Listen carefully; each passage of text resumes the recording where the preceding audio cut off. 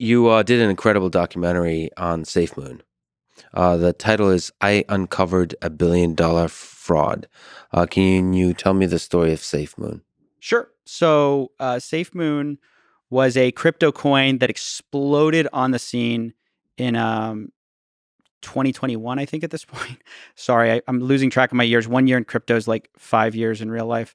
But it kind of gained a huge amount of popularity because of this idea that it's in the name. You go safely to the moon. How they were going to do this is with sort of a sophisticated smart contract idea where there's, I kind of have to explain the way some contracts get rug pulled for a second, or there's scams happen. So in the sometimes it's called like the shitcoin space, the altcoin space, anything like below Bitcoin, Ethereum, and maybe the top 5 or 10 is kind of seen as this wasteland of gambling, and like, you don't know if the developers are going to become anything or not. You're kind of like reading the white paper, trying to figure it out. So there's this big question about like, how can you get scammed? How can, back to the interests, you don't want the developer to have some like parachute cord where they can pull all the money out. So one way this happens is that in decentralized finance, there's something called the liquidity pool. Okay. It's basically this big pot of money that allows people to trade between two different currencies. So let's say like SafeMoon and Bitcoin, right? Or Ethereum, or it's actually on the Binance Smart Chain. So it'd be BNB. And this pool of money can be controlled by the developers in such a way they can steal it all, right? Mm-hmm. They can just grab it. I don't want to go too much into details because I feel like I'll lose people here. But the point of SafeMoon was, the core idea was, we're locking this money up. You can't touch it. And actually, every transaction that you buy SafeMoon with, we'll take a 5% tax of that. We'll do a 10% tax, but 5% of it will go back to all the holders of SafeMoon. Okay. And 5% of it will go back into this little pool of money. Okay. So the idea is, as you trade, as this token becomes more viral, two things will happen. One, the people who are holding it long term will be rewarded for holding it long term by receiving this 5% tax that's distributed to everyone. And two, you can kind of trust that your money's going to have this stable value, because this pool of money here in the middle that's kind of guaranteeing you can get your SafeMoon out into this actually valuable currency, it's not going to move.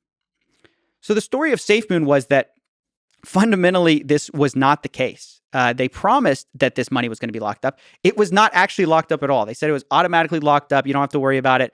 Well, it was very manually locked up, and they didn't actually lock a lot of it up. They took a lot of it for themselves, for the developers. So there's a lot of players in this. A lot of them have left by now. There's kind of this main CEO that everyone knows, John Caroni now. And, despite saying that they were going to lock up all the funds for 4 years, somehow he's gone from, as everyone else in the token has lost 99% of the value of the token. So they've lost 99%. He's gotten like a $6 million crypto portfolio, multi-million dollar real estate portfolio, invested millions into various companies. So he's accrued this huge wealth. And so I made a video basically exposing that and showing how this coin, which once had a $4 billion market cap, is just viral everywhere. Everyone was talking about it because of these viral ideas of like, it is sort of a captivating idea that by holding it, you could get returns, right? Like you just hold on to it, you automatically get money. And it's a viral idea that this money in the middle in the pot isn't going to leave you. When those things turned out to be false, this community has had a slow death as a lot of people realized it was a scam. And there's been a core part of the community, which gets to an interesting dynamic we can talk about if you want to, where they have like doubled down on the belief in Caroni.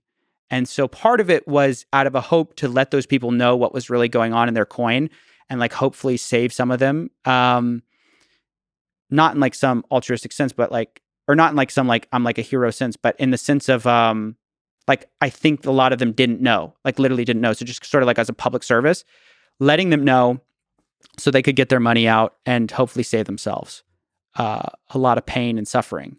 So yeah. So they really dug in. Some did, some left. I mean, a lot of people have left, but the people who are left are people with large amounts of SafeMoon holdings that are down immensely. And you can imagine at a certain point in losses, there's a tremendous psychological pressure to go, look, I'm in it. I got to go for the long haul. And then you want to believe that this thing is legitimate and will succeed because A, there's an ego component around, I haven't been scammed. I'm too smart to get scammed. It's tremendously, it hurts psychologically to acknowledge you've been taken for a ride. And also you just want this thing to succeed for your financial well-being. So you want to believe it. So there's tremendous psychological pressure to build cult-like communities around these tokens. And I've noticed with the incentive of community built, it's sort of new to finance. There's these meme coins or these cults. It's not really fair to call all of them cults. Some of them are open to criticism, but one of the things that defines cults is they're not open to sunlight or criticism. There's these financial communities that are opening up with crypto, with a few stocks, where if you criticize them, you are attacked. And the entire community has every incentive to kind of downplay your legitimate criticisms or kind of go after you. And so it creates this interesting dynamic that I'm fascinated by.